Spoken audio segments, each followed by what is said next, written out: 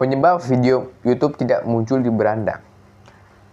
Teman-teman harus ubah pola pikirnya deh. Jangan berpikir bahwasannya bagaimana video kita dicari oleh penonton. Enggak. Sistem YouTube mengajarkan kita bagaimana video kita itu mencari penonton. Salah satunya adalah muncul di beranda YouTube. Yang namanya homepage YouTube. Di video kali ini gue akan jelaskan step by step bagaimana video kita bisa muncul di beranda YouTube. Durasi tonton rata-rata. Ini yang pertama. Kenapa gue bilang durasi tonton rata-rata itu penting sekali? Ketika penonton itu mengklik video kita, terus dia nonton, entah sampai berapapun menitnya, minimal tuh 50% dari durasi keseluruhan. Minimal tuh intro jangan di skip. Intro di YouTube itu kan 30 detik pertama itu disebut intro. Kalau penonton itu skip, berarti ada masalah. Entah mungkin visualnya, penyampaiannya, storytellingnya. Teman-teman, janganlah berhenti untuk belajar. Janganlah kita nggak ada perkembangan. Bukan seberapa konsisten kita kalau ngonten, tapi seberapa kita akan tahu perkembangan kita seperti apa. Kalau kita ngonten cuman konsisten juga anak SMP pun bisa. Tapi kita harus tahu seberapa kita harus perubahan.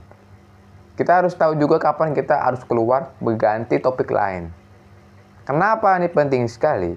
Jangan sampai kita terjebak dalam rasa nyaman. Kalau kita cuma konsisten, upload konsisten, tentu kan kayak terjebak di rasa nyaman lah ya. Tapi kita nggak ada inovasi. Apakah itu boleh? Nggak. Boleh sih, boleh. Tapi tetap berikan waktu, kita berinovasi. Ya kan, kita cari sesuatu yang mungkin menjadi nilai plusnya apa.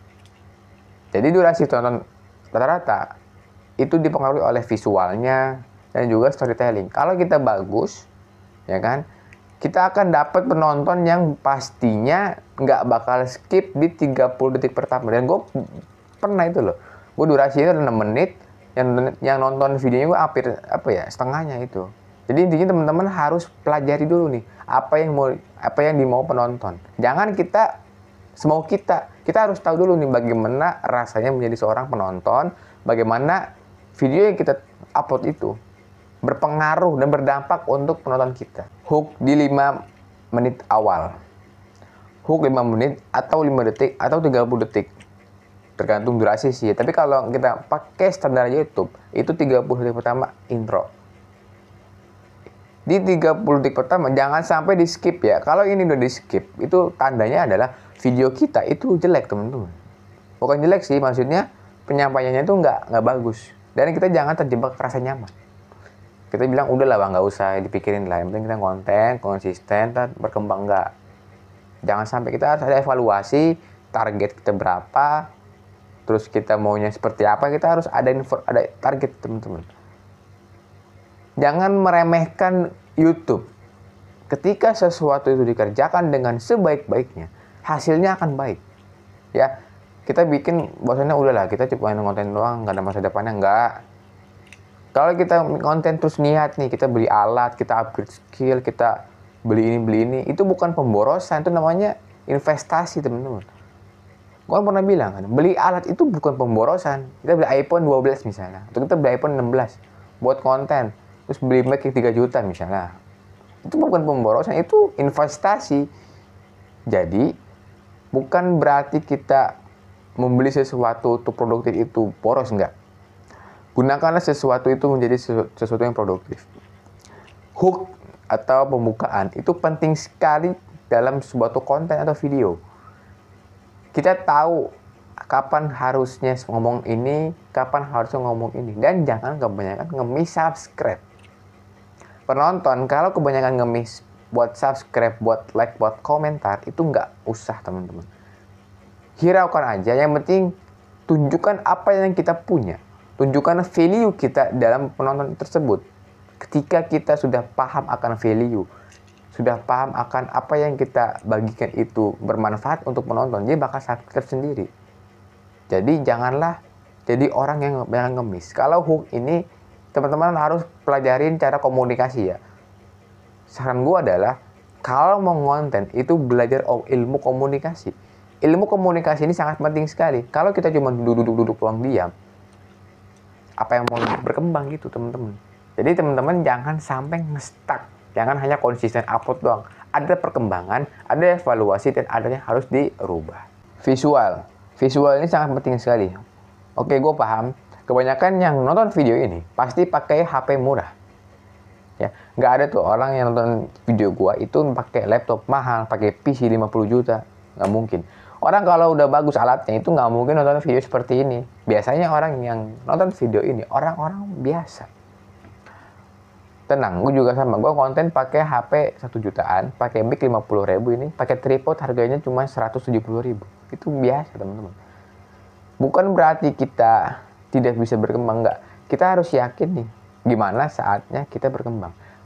Kalau saran gue adalah, teman-teman kalau punya alat, ya punya uang lebih, belilah alat yang bagus. Bukan berarti kita boros, tapi ini tentang upgrade skill, ya kan? Upgrade skill kita, skill editing kita kan bertambah. Kita potensi untuk mendapatkan lebihnya itu ada, teman-teman. Ya, jangan menganggapan bahwasannya kita pengen upgrade alat tuh boros, enggak. Ada ininya. Nah, ini gue bentar lagi akan beli lighting, beli lampu. Mungkin Desember atau akhir tahun gue akan beli lampu. Tujuannya untuk alat juga. Kalau gue beli lampu pasti kan bagus nih.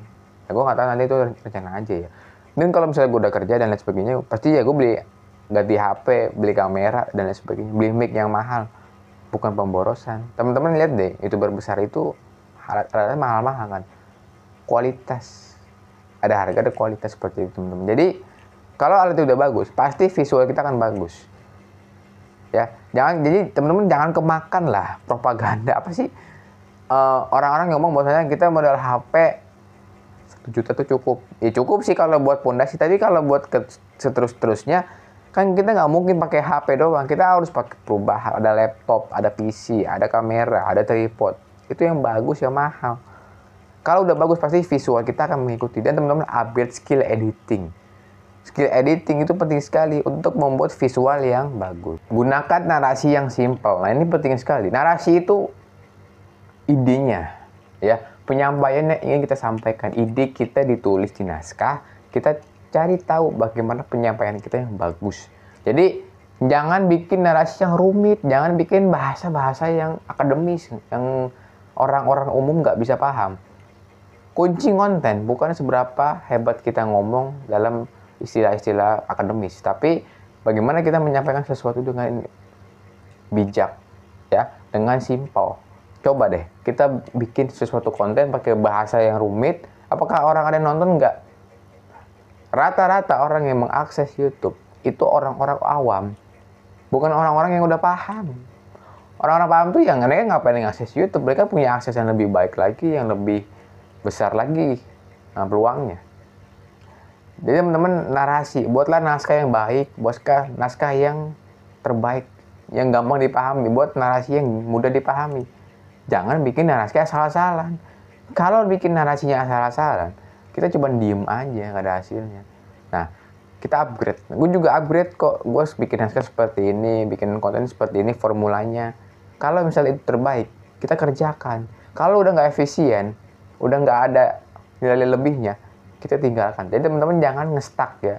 Upgrade skill, buatlah narasi yang bagus. Nanti ini akan berpengaruh ke durasi tonton dan pastinya video kita bakal muncul di beranda penelusuran YouTube. Personalisasi. Jadi personalisasi itu gaya kita penyampaian. Jadi kalau kita menyampaikan suatu informasi, jangan kaku, teman-teman. Kita harus ada interaksi. Kita berinteraksi dengan subscriber walaupun online. Kan ada komentar, ada like, ada subscribe, itu interaksi kan. Jadilah orang yang jadilah kreator. Jangan kaku, teman-teman ya. Jadi jadilah orang itu yang humble lah ya, biasa aja gitu. Contoh kita kadang kaku banget nih pakainya bahasa akademis lah, kayak baca teks lah. Gak usah, kita santai aja. Kita pahami apa yang belum kita paham dari naskah yang kita buat. Kita sampaikan dengan baik, dengan bagus. Ketika kita bisa menyampaikan informasi yang rumit menjadi simpel, itu berarti kita sudah berhasil memahami informasi tersebut. Ya, jadi Jadilah orang yang jangan terlalu terlalu kaku. Humble aja. Oh begini ya, nyantai. Oh begini ya, santai gitu. Coba kalau kita terlalu terlalu kaku gitu. Orang juga gak ada yang nonton. Orang pasti nilainya, lu mah terlalu kaku bang, gak seru. Lu mah terlalu jutek lah, apalah. Jadi buatlah personalisasi ya, atau branding kita yang bagus. Kalau kita buat branding atau gaya bicara kita, kepribadian kita di sosial media itu bagus, orang bakal nilai kita, video kita bagus. Kalau kita cuman sekitar kayak baca teks dan sebagainya, orang nggak bakal nonton. Ngapain nonton, orang baca aja juga bisa kan gitu. Jadi buatlah penyampaian yang bagus, jangan cuman baca dan lain sebagainya. Ingat, berkembanglah, cari ilmu, kita upgrade skill kita seperti itu. Audio penting sekali.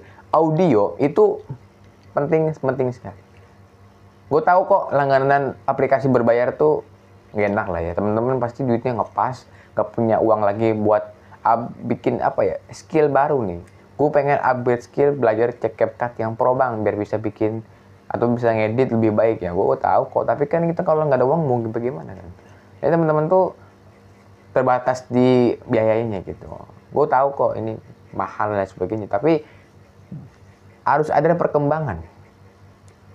Audio yang bagus itu bertahap ya. Teman-teman, gue tahu kok harga mic mahal. Yang bagus tuh bisa tembus 1 juta harganya. Apakah kita harus beli? Nggak usah. Kita pakai ini berapa harganya? 50.000.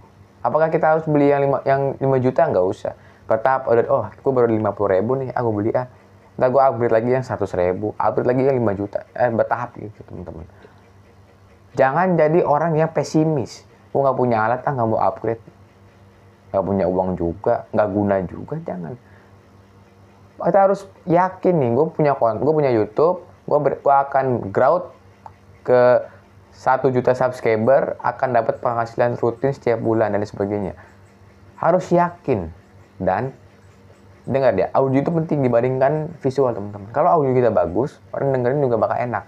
Jadi upgrade lah alat dan skill editing kita juga. Jangan kita hanya nge-stuck seperti itu saja. Angkat cerita yang lagi rame. Ini penting sekali. Ketika viral, bukan berarti kita ikut-ikutan, tapi ketika ada informasi yang sedang viral di sosial media, kita manfaatkan itu momen teman-teman. Ketika seorang kreator, ketika ada informasi yang viral, kita ambil, ya kan? Kita pahami dan kita netral, jangan berpihak ya, netral. Terus kita bikin narasinya ini. Buatlah cerita yang relate dengan kehidupan. Ketika orang nonton video kita, ceritanya relate, bukan dongeng, bukan fiksi dan sebagainya, itu orang bakal tertarik. Contoh, sekarang yang lagi relate apa? Kasus ini misalnya, itu orang pasti nonton, ramai nih. Tapi gini loh, kalau kita biasanya ngangkat video yang viral, itu bisa cuma sebentar. Jadi jangan berharap itu bisa lama. Tapi ini sebuah momen aja ya, buat pelocatan itu boleh teman-teman. Jadi undanglah cerita yang relate. Sebenarnya sih nggak harus yang viral, tapi kalau itu relate dengan kondisi masyarakat, kita bisa angkat. Rata-rata yang mengakses informasi terbanyak itu anak muda ya, Gen Z. Jadi kalau kita ngangkat misalnya, begini nih, misalnya menikah itu pilihan, nggak wajib, nah itu misalnya gitu. Itu relate sekali. Jadi kita tuh jangan ambil informasi yang terlalu rumit, nggak mudah dipahamin. Orang juga dengerin nggak bakal mau. Kalau kita ngambil yang gampang dipahami, yang mudah untuk belajar, orang-orang jadi paham, kita jadi bisa. Dan dampaknya apa? Channel YouTube kita bakal growth, bakal ada pertumbuhan ke depannya dan sebagainya. Jadi teman-teman, buatlah cerita yang relate dengan kehidupan, kita kemas dengan menarik, kita buat storytellingnya, kita buat narasinya, buat visualnya yang bagus. Kalimat pancingan, ini penting sekali. Kenapa gue sebut kalimat pancingan? Orang itu kadang tahu loh. Pernah denger nggak kalau di TikTok, lu tahu nggak sih? Terus suka ada orang yang nge-review investasi misalnya, nge-review portofolio investasi, aku itu udah growth ke 5 juta. Itu ada value-nya gitu. Jadi teman-teman kalau mau nonton YouTube atau nonton konten, itu teman-teman harus praktikal penyampaiannya. Jadi kalau seorang kreator, itu belajarnya gampang teman-teman. Kita nonton video orang nih, tonton sampai selesai, kita pahamin apa yang perlu kita pahamin. Kalau kita nggak paham, ya kita nggak bisa meniru. Apakah kita boleh menjiplak? Ya nggak, bukan kita ATM ya, amati tiru modifikasi, nggak usah. Yang penting kita tahu nih dasarnya apa. Oh ini kayak menarik sekali nih, begini ya. Terus kita pelajarin caranya gimana, kita belajar lagi, oh begini ya. Nah itu. Jadi jadilah kreator yang berkembang.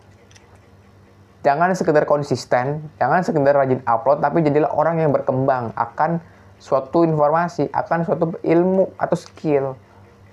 Skill komunikasi itu nggak gampang, teman-teman. Kalau kita belajar skill, ya kan, kita belajar komunikasi, kita beli kelas di mana-mana, itu bukan kita pemborosan, itu sebuah investasi yang berdampak untuk kedepannya. Namanya investasi leher ke atas.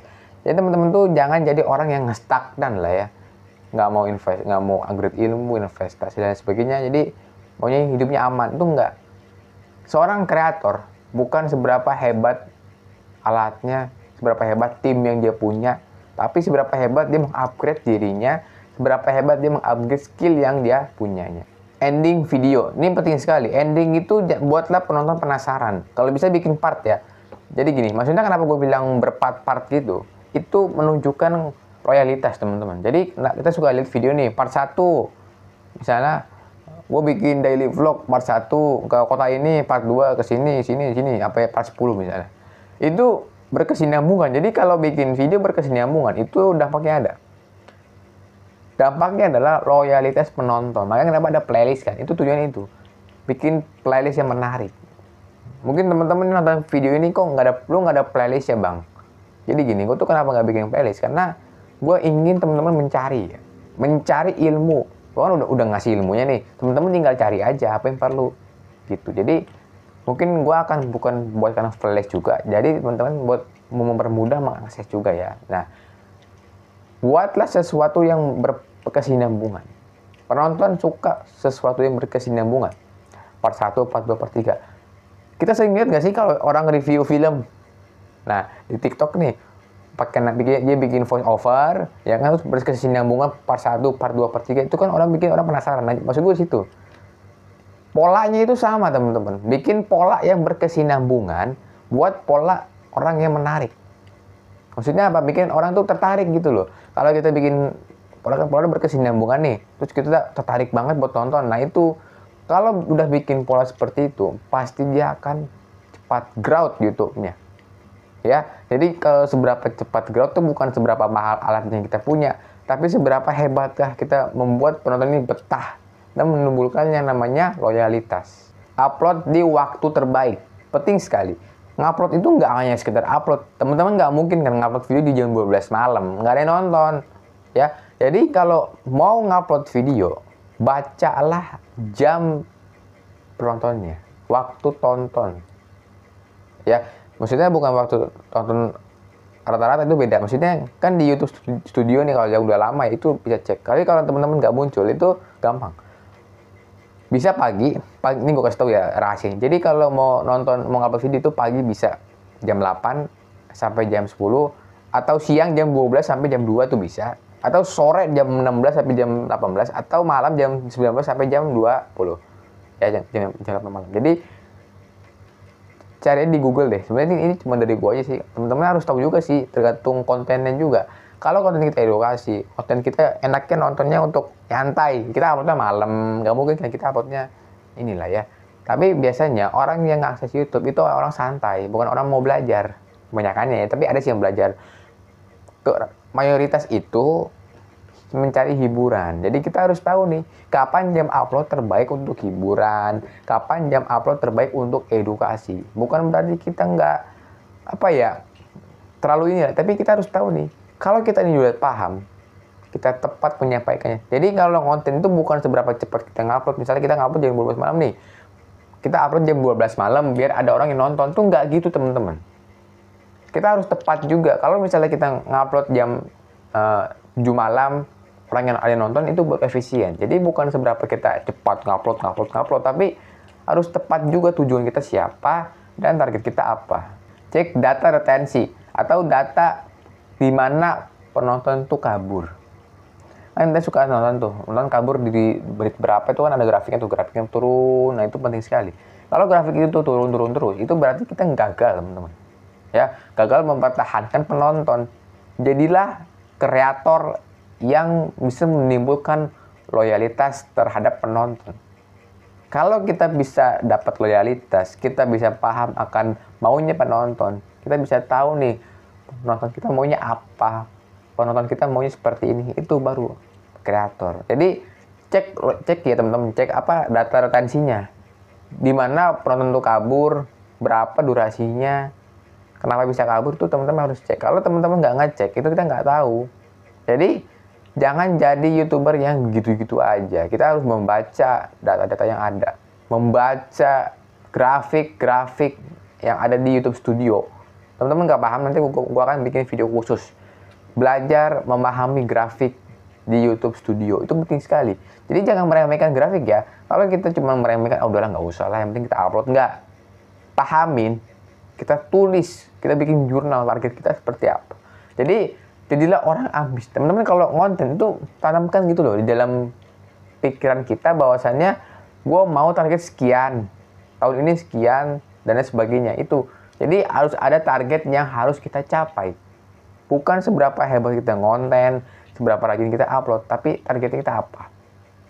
Syukur-syukur bisa lebih. Jadi gitu teman-teman ya. Nah itu adalah ilmu yang bisa gue sampaikan. Terima kasih.